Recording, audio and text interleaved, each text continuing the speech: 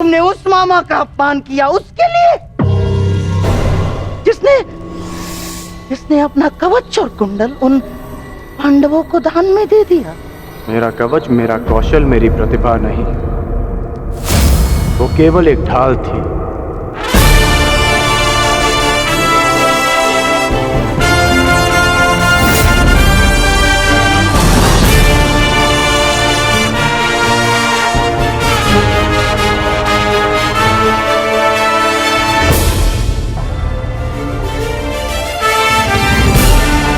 वो दुर्योधन की ढाल मैं हूं, मेरी मित्रता है। और ये मित्रता मेरे लिए मेरे प्राणों से भी अधिक महत्वपूर्ण है। मैंने सदैव अपने मित्र के प्रति अपनी निष्ठा सिद्ध की है और आज भी मैं ऐसा ही करूंगा।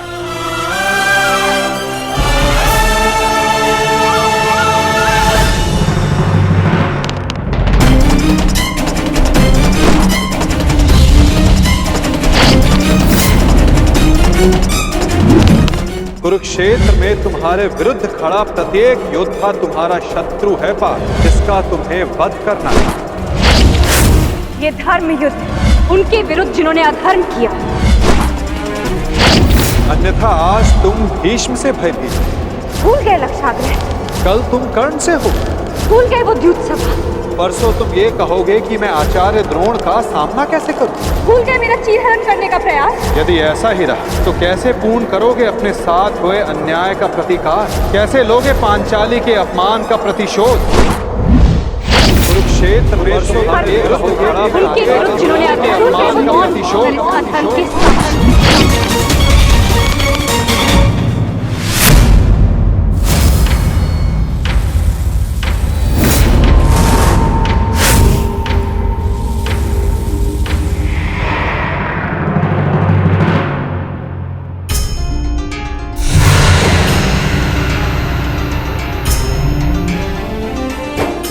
पुत्र का धर्म होता है बढ़ती आयु में अपने पितामह को संभालना। मैं युद्ध क्षेत्र में मैं कैसे गिरा सकता हूं? जिन्होंने मुझे धनुष उठाना सिखाया,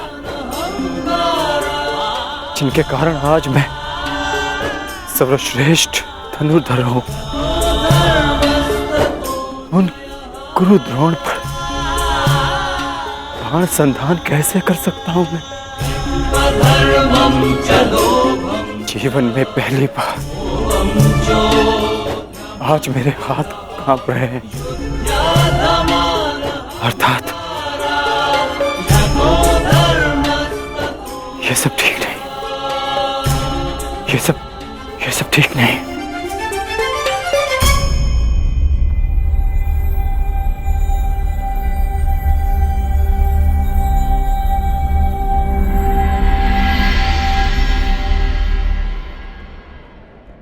क्या हुआ पार्थ?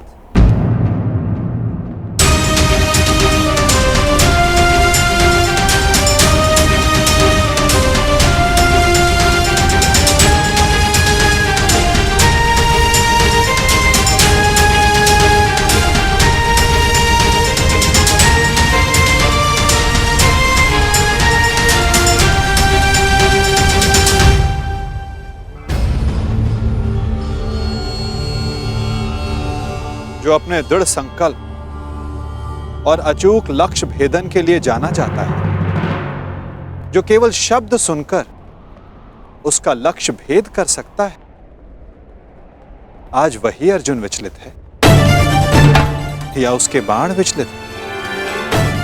पार्थ,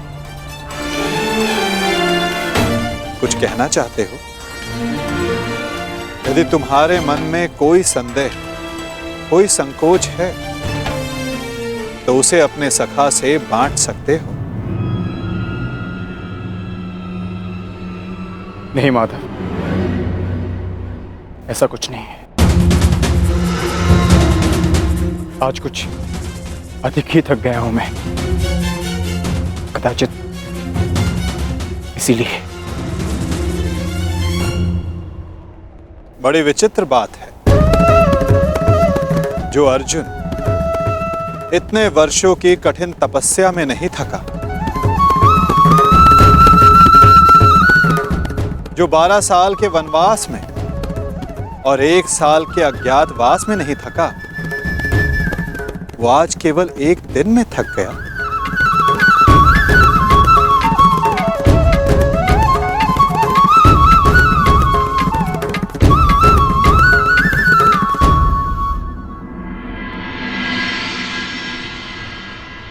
कोई बात नहीं पार्थ, असाधारण मनुष्यों के जीवन में विचित्र कथाएं होती ही रहती हैं। आओ शिविर में चलकर सभी वीर मिलकर भोजन करें। कल से युद्ध प्रारंभ होने वाला है पार्थ। किसे ज्ञात किसके साथ दोबारा भोजन करने का अवसर ही ना मिले।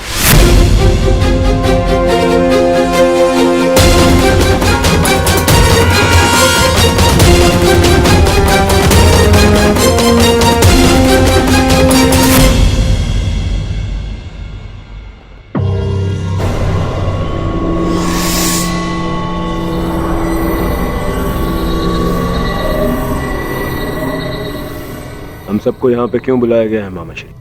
क्या?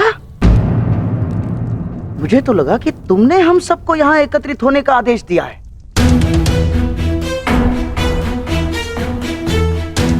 कल आरंभ हो रहे युद्ध के निर्देश देने के लिए। मैंने आप सबको यहाँ बुलाया है।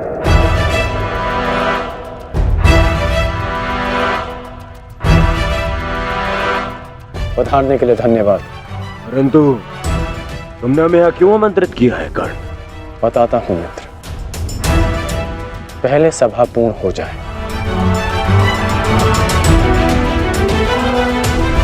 अभी एक योद्धा का आना शेष है।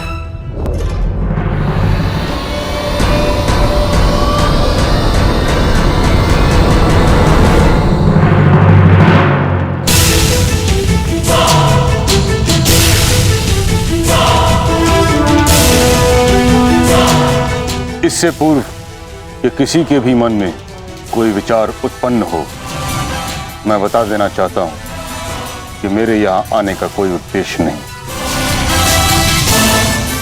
मैं यहाँ केवल अंगराज के आग्रह पर उपस्थित हुआ हूं।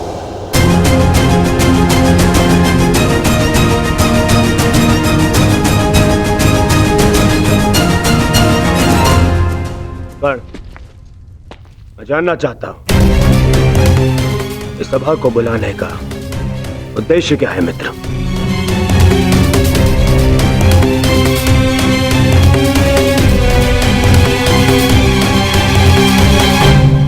उद्देश्य है युद्ध में विजय।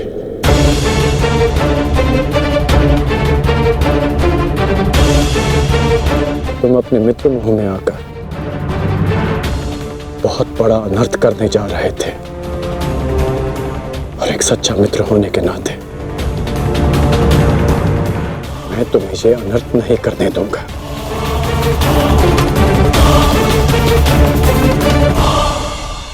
मैं राधेकर्ण आप सबके समक्ष एक प्रस्ताव रखता हूं कि गंगा पुत्र महामहिम भीष्म को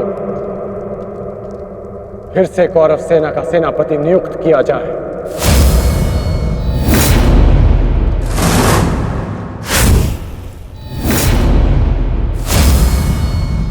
और ये घोषणा करता हूं कि जब तक महामहिम भीष्म इस युद्ध भूमि में सेना का नेतृत्व करेंगे, ये राधेकर्ण युद्ध भूमि में नहीं आएगा।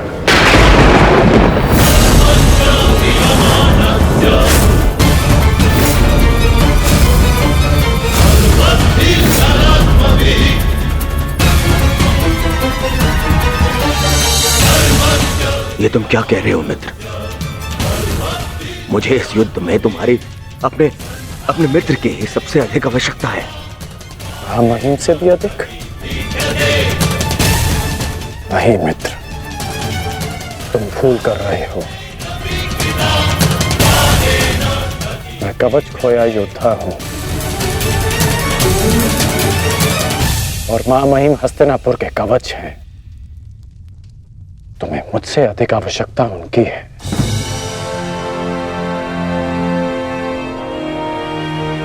मैं स्वीकार करता हूं कि कौरव सेना का नेतृत्व करने में मां महिम से अधिक सक्षम कोई नहीं।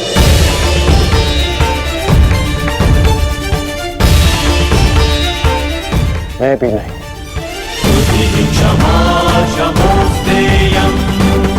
मुझ में योग्यता है,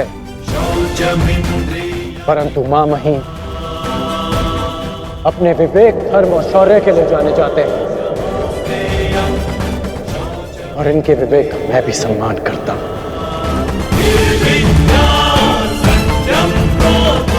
यदि मां महिम मुझे युद्ध से दूर रखना चाहते हैं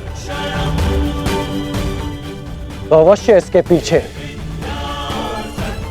कोई महत्वपूर्ण कारण होगा जिसमें सबका हित होगा।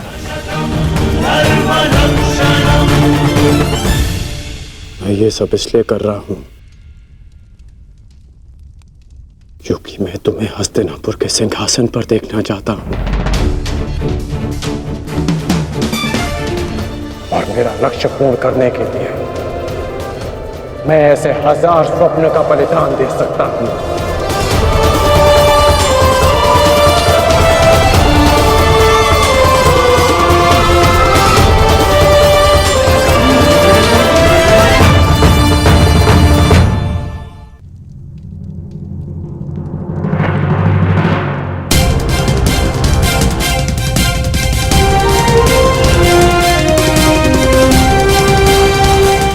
आपके बिना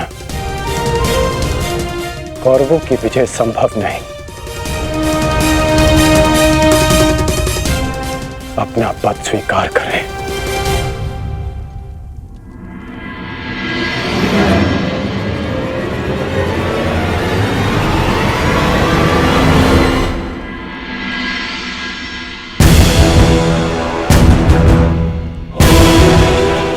हर हर महादेव, हर हर महादेव, हर हर महादेव।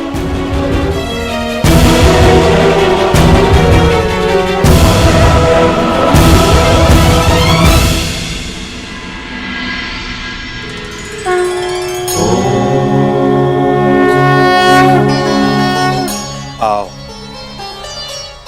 हम साथ मिलकर ये अमृत तुल्य भोजन ग्रहण करें, हमें शक्ति मिले, हमारा तेज एक होके बढ़े।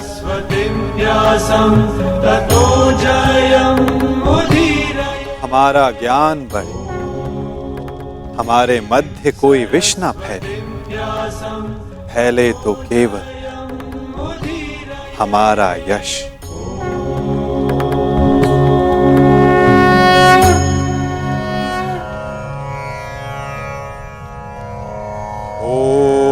सहना भवतु। ओम सहना भवतु। सहनो भुनक्तु। सह वीर्यं करवावहे। सह वीर्यं करवावहे। तेजस्विनाय धीमस्तु। तेजस्विनाय धीमस्तु। मा विद्विषावहि। मा विद्विषावहि। ओम शांति शांति शांति।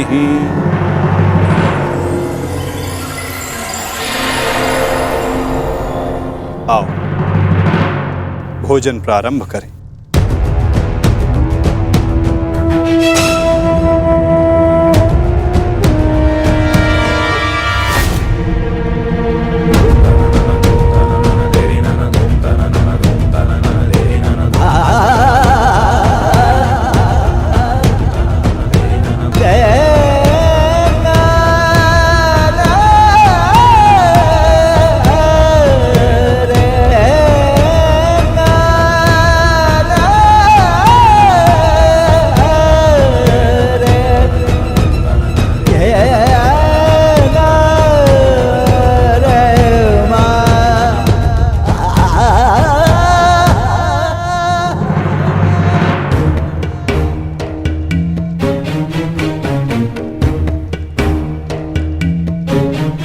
पिताश्री, रात्रि गहरी हो चुकी है, आपको विश्राम कर लेना चाहिए।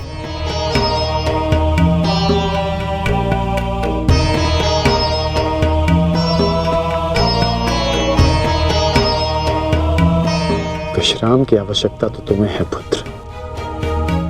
कल इस महायुद्ध में तुम्हें अपना कौशल दिखाने के लिए प्रस्तुत जो होना है। कल मेरे लिए बहुत बड़ा दिन है कि मेरा पुत्र इतिहास के सबसे बड़े महायुद्ध में पदार्पण करेगा।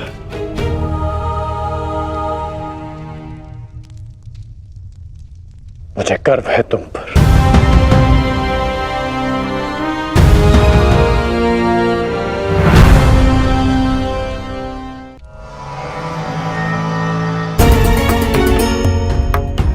सब कुशल पार्थ? मैं तुम्हारे साथ हूं पार्थ। परंतु युद्ध में तो आप शस्त्र नहीं उठाएंगे। युद्ध में तो मैं अकेला ही रहूंगा माता। और यदि इस युद्ध में मैं तुम्हारे साथ उपस्थित रहा तो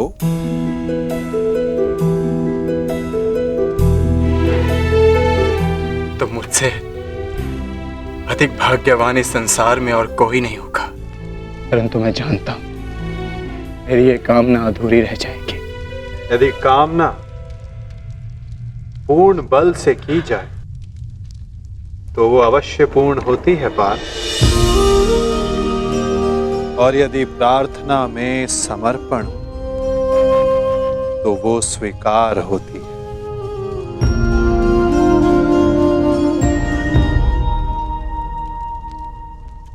मैं आप सबके समक्ष एक घोषणा करना चाहता हूं। मैंने प्रण लिया है कि इस युद्ध में शस्त्र नहीं उठाऊंगा, परंतु बिना शस्त्र उठाए भी मैं इस युद्ध में सहायक रहूंगा। मैं वासुदेव कृष्ण ये घोषणा करता हूं कि इस महायुद्ध में मैं उस योद्धा का मार्गदर्शन करूंगा जिसे इस युद्ध की दिशा निर्धारित करनी है। ये युद्ध एक यात्रा है और इस युद्ध की यात्रा में मैं अर्जुन का सहयात्री बनूंगा। मेरे हाथ इस युद्ध में अस्त्र भले ही न थामे, परंतु अर्जुन के रथ के अश्वों की रास से अवश्य थामेंगे। मैं इस महायुद्ध महारथी अर्जुन के सारथी की भूमिका निभाऊंगा।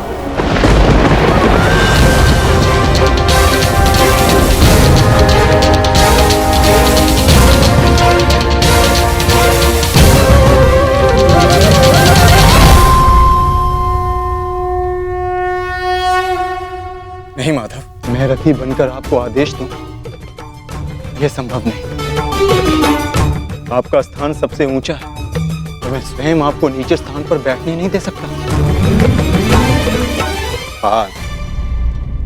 कौन ऊंचे स्थान पर बैठा है और कौन नीचे स्थान पर, ये तो देखने वाले के दृष्टिकोण पर निर्भर करता है। तुमने कहा कि मैं सबसे योग्य हूं, और जो सबसे योग्य होता है उसका धर्म होता है कि वो अपने से छोटों का मार्गदर्शन करे, और मैं इस युद्ध में यही करूंगा। मैं इस युद्ध में तुम्हारा सारथी इसलिए बनूंगा यदि तुम अपने लक्ष्य के मार्ग से भटक जाओ तो पुनः तुम्हें तुम्हारे लक्ष्य के मार्ग पर ला सकूं।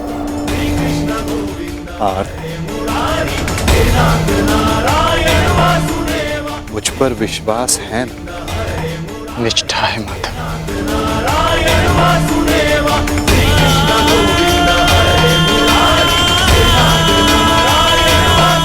आज मैं धन्य हो गया जिसके सारथी आप हैं। वो मार्ग कभी भटक ही नहीं सकता। पिताश्री, मैं जाने से पूर्व आपको एक वचन देना चाहता हूं, वचन कि आपका गर्व बढ़ेगा और सर नीचा होगा उन लोगों का जिन्होंने आपको इस युद्ध में प्रवेश करने से रोका। मैं आपकी तुलना करने में भले ही समर्थ नहीं, परंतु शत्रु मेरी तुलना आपसे अवश्य करेंगे पिताश्री। वचन देता हूं पिताश्री की वृषसेन के धनुष से निकले हर एक बाण पर अंगराज कर्ण के कौशल का चिन्ह होगा। मेरे हर एक प्रहार पर आपके परिवर्तन की छाप होगी पिताश्री। आपका कवच भले ही शत्रुओं ने आपसे छीन लिया हो पिताश्री, परंतु मैं शत्रुओं के एक एक वार पर ढाल बनकर युवराज दुर्योधन और अपने पक्ष की रक्षा करूंगा कि आपका प्रत्येक स्वप्न मैं पूर्ण करूंगा। या पूर्ण करने के प्रयास में वीर गति को प्राप्त हो जाऊंगा।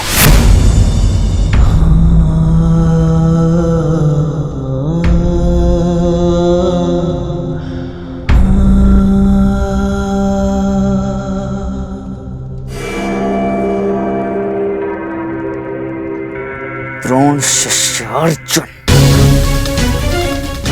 द्रोण शिष्य अर्जुन के मन में मैं ये प्रश्न उत्पन्न कर दूंगा पिताश्री की, यदि अंगराज कर्ण का अंश उन पर इतना भारी पड़ रहा है तो तब क्या होगा जब स्वयं अंगराज कर्ण से उनका सामना होगा।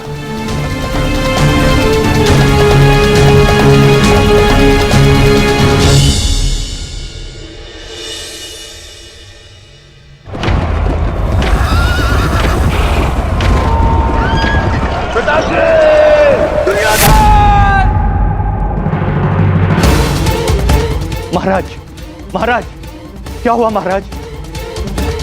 आप ठीक तो है ना? क्या आपने कोई दुस्वप्न देखा है? हाँ, क्योंकि कदाचित दुस्वप्न देखना मेरा प्रारब्ध हो गया है। परंतु संजय, तुम इस समय यहां कैसे? महाराज, महर्षि वेदव्यास जी पधारे हुए हैं आपसे मिलने के लिए, वही समाचार लेकर आया था। किंतु ऐसी स्थिति में मिलना क्या उचित होगा महाराज? महर्षि,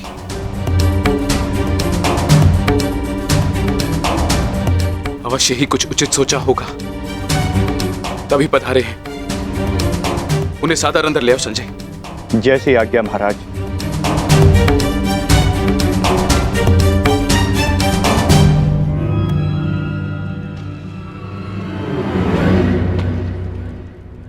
प्रणिपात महाराज। आप महर्षि हैं, मेरे नियोगी पिता भी। इस प्रकार प्रणिपात करके और मुझे महाराज कहकर मुझे लज्जित ना करिए। आइए, आपका स्वागत है। आइए, आइए। मैं यहां अपने नियोगी पुत्र से मिलने नहीं, अपितु हस्तिनापुर नरेश को चेताने आया हूं। ये बताने आया हूं कि यह समय सोने का नहीं, अपितु जागने का है। इस महायुद्ध को रोकने का है। यह इस महायुद्ध से पूर्व की अंतिम रात्रि है। इस महायुद्ध को रोकने का प्रयत्न कीजिए महाराज। यदि एक बार यह युद्ध आरंभ हो गया तो इस अनर्थ को रोकना असंभव हो जाएगा। सहस्त्रों निर्दोष अपने प्राण गंवा बैठेंगे, अनेकों परिवार सदैव के लिए नष्ट हो जाएंगे। ये महाविनाश रोकना केवल आपके हाथों में। जो पिता अपने पुत्र पर जीवन भर नियंत्रण ना रख सका, वो इस विभीषिका को रोकने का बीड़ा कैसे उठा सकता है? यह युद्ध निश्चित है महर्षि। इस युद्ध को रोक पाना हम मेरे बस की बात नहीं। मुझे क्षमा कर दीजिए। मैं तो कदाचित आपको क्षमा कर दूं, किंतु इतिहास आपको कभी क्षमा नहीं करेगा। हस्तिनापुर में शांति दूत बनकर आए वासुदेव के साथ दुर्व्यवहार का परिणाम है ये। पुत्रहट को दोष मत दीजिए। इस महाविनाश के लिए पुत्रहट नहीं, आपका पुत्रमोह उत्तरदायी है। तो आप क्या मुझे उल्हाना देने आए हैं महर्षि, या फिर श्राप? नहीं, वरदान देने आया हूं। मैं आपको दिव्य दृष्टि देने आया हूं।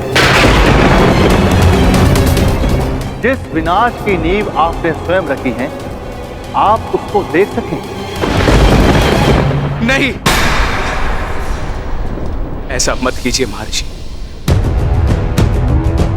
ये वरदान नहीं है, ये श्राप है। अरे जिस पिता ने अपने पुत्रों को घुटनों के बल चलते नहीं देखा, अरे वो पिता अपने पुत्रों को घुटनों के बल अपने प्राणों की भीख मांगते कैसे देख सकता है? जिस पिता ने अपने पुत्रों के मस्तक पर तिलक लगते नहीं देखा, वो अपने उन पुत्रों के सर कटे कैसे देख सकता है? जिस पिता ने अपनी वधुओं को सुहागन नहीं देखा, वो पिता अपनी वधुओं को विधवा कैसे देख सकता है? किस प्रकार? ये अत्याचार मत कीजिए महर्षि, मत कीजिए। मुझे कोई दृष्टि नहीं चाहिए, मुझे कोई दृष्टि नहीं चाहिए। मेरी आपसे विनती है महर्षि कि मेरे स्थान पर आप ये दिव्य दृष्टि संजय को दे दें, ताकि संजय मुझे इस युद्ध के समाचार के साथ साथ मेरे पुत्र का समाचार भी मुझे देते रहे। आपकी इच्छा अनुसार मैं ये दिव्य दृष्टि संजय को प्रदान करता हूं।